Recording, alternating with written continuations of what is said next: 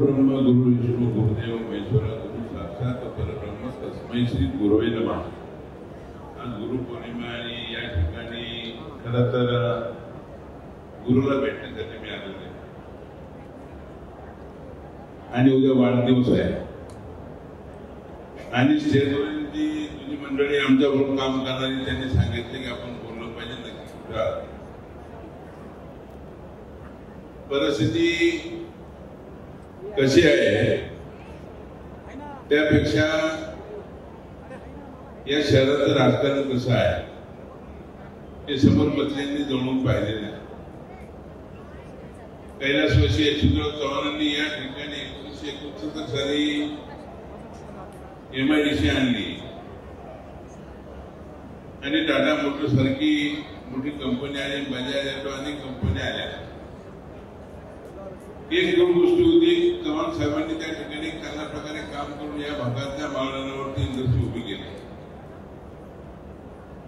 बघता बघता एक औद्योगिक शहराची या ठिकाणी नगरपालिका झाली, नगरपालिकेची महानगरपालिका झाली आणि आशिया खंडातली श्रीमंत महानगरपालिका म्हणून पिंपरी महानगरपालिका पाहिली आम्ही। त्या काळामध्ये कैलासवासी रामकृष्ण मोरे सर असतील, कैलासवासी अण्णासाहेब मगर असतील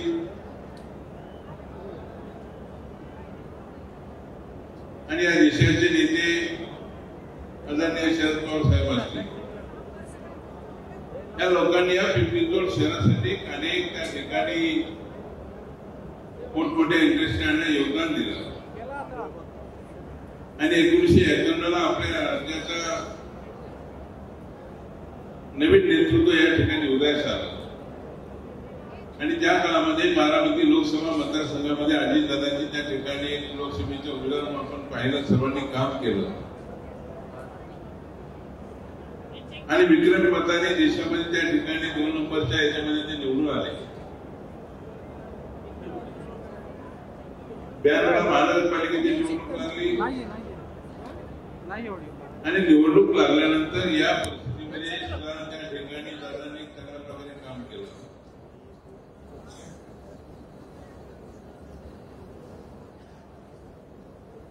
खरं तर या ठिकाणी मी बोलणार नव्हतो,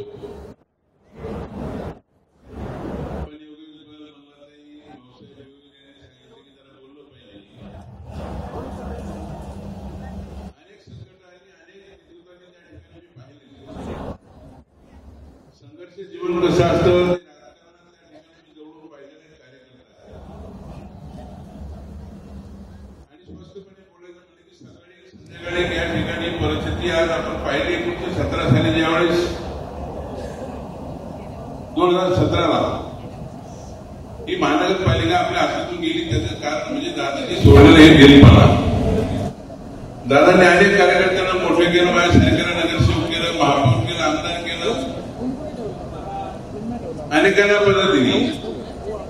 आजबाई सरकारला सुद्धा मुस्लिम समाजात असेल त्याला सुद्धा महापौर केलं, पंजाबी समाजाचा असेल त्याला एकच मला महापौर केलं, अध्यक्ष केलं, स्थायी समितीचं अध्यक्ष केलं आणि कर्नाटकमधून या ठिकाणी आलेला सुद्धा जगदीश शेट्टी त्याला सुद्धा शिक्षण मंडळ सभापती, स्टँडिंग कमिटी, पक्षाध्यक्ष अनेक पदं त्या ठिकाणी दिली।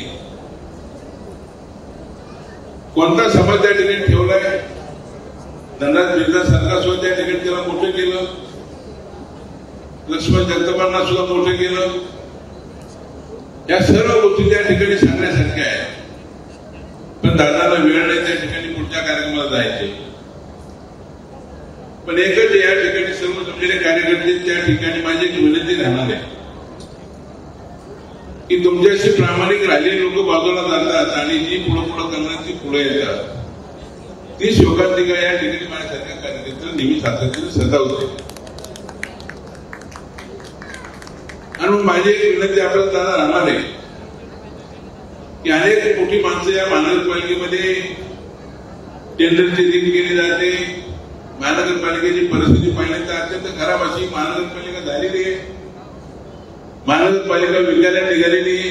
ज्यावेळेस आपण पेपरला वाचतो त्यावेळेस त्या काळातले असणारे कैलासवासी अण्णासाहेब मगर, प्राध्यापक रामकृष्ण मोरे आपण स्वतः देशाचे बेस्ट महानगरपालिका म्हणून त्यांना अवॉर्ड मिळालं आणि या सर्व गोष्टी पाहिल्यानंतर आज आमच्या अण्णासुद्धा वाईट वाटतं की दादा आता तुम्ही याच्यावरती लक्ष देणं गरजेचं आहे.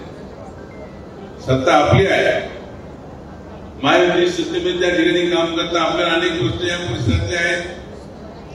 भोसरी, पिंपरी आणि चिंचवड अनेक प्रश्न त्या ठिकाणी भेडसावतात. मी सुद्धा परवाच्या मीटिंगमध्ये आता आपल्याला काही प्रश्न उपस्थित केले की आपण असताना मी 10 वर्ष तुमच्या नेतृत्वाखाली आमदार म्हणून काम केलं. मागासवर्गीय मुलामुलींचं वसतिगृह आणलं, ते 1,500 मुलामुलींचं आणलं, आदिवासी मुलामुलींचं स्ववसतिगृह आणण्याचं काम दादांच्या माध्यमातून केलं, ते शासनाने दिलं.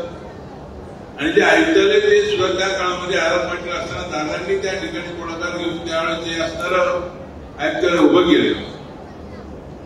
आणि पुणे जिल्हा डिस्ट्रिक्ट कोर्ट उभं राहावं म्हणून प्राधिकरणाची जागा सुद्धा 25 एकर त्या काळामध्ये दिली.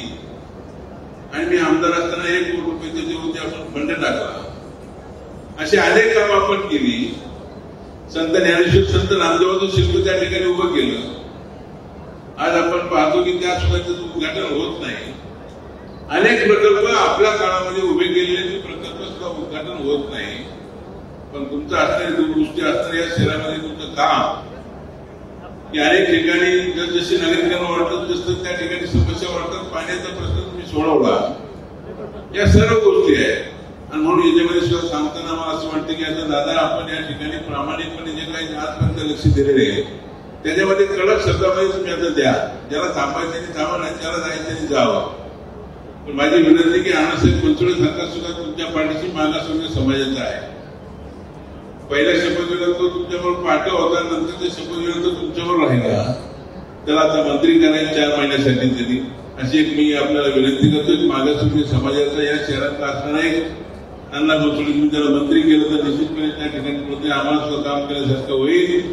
पण मी पुन्हा एकदा आपल्या सर्वांचं मनापासून स्वागत करतो आणि आपल्या सर्वांच्या गुरुपौर्णिमे गुरुला मनापासून शुभेच्छा देतो. उद्या वाढदिवशी सुद्धा मनापासून शुभेच्छा थांबतो. एबीपी माझा, उघडा डोळे बघा नीट.